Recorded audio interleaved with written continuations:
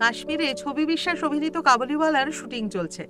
শ্রীনগর থেকে পেহেলগাঁওয়ের দিকে যেতে বেশ কিছুটা ভিতরে একটি অসাধারণ লোকেশন। সেই সময়ে পরিচালক তপন সিনহা একটু অসুস্থ, প্রায় রোজ রাতেই তার জ্বর আসছে।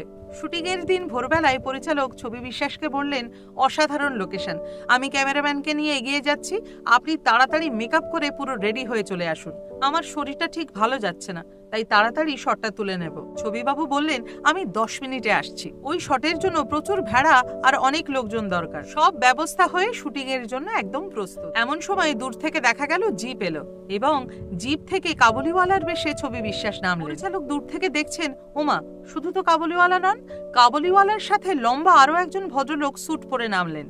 আরো একটু কাছে এগিয়ে আসতেই পরিচালক একেবারে চমকে উঠলেন, কি ওই স্যুট পরা ভদ্রলোকই তো ছবি বিশ্বাস, তাহলে কি হবে? ছবি বিশ্বাস নিজে এগিয়ে এসে বললেন, শোনো, তুমি এত সুন্দর একটা লোকেশন বেছেছো, এই এত সুন্দর লোকেশনে তুমি কি আমার ক্লোজ শট নেবে?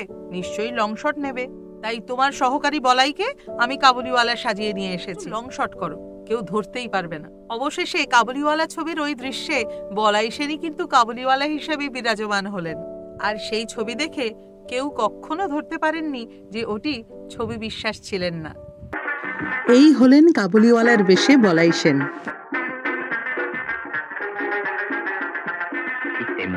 পূর্ব থেকে সুলেমান পর্বতমালা এগিয়ে এসেছে তার অসংখ্য পৃথক রক্তবর্ণ গিরিশ্রেণী নিয়ে। নিচে নিরস কঙ্করময় মাটি, ওপরে নীল আকাশ। বছরে প্রায় সব সময় মেঘ শূন্য হয়ে থাকে, তাই শুকনো বালুময় মাটিতে ফসল ফলাতে আফগানদের করতে হয় অক্লান্ত পরিশ্রম।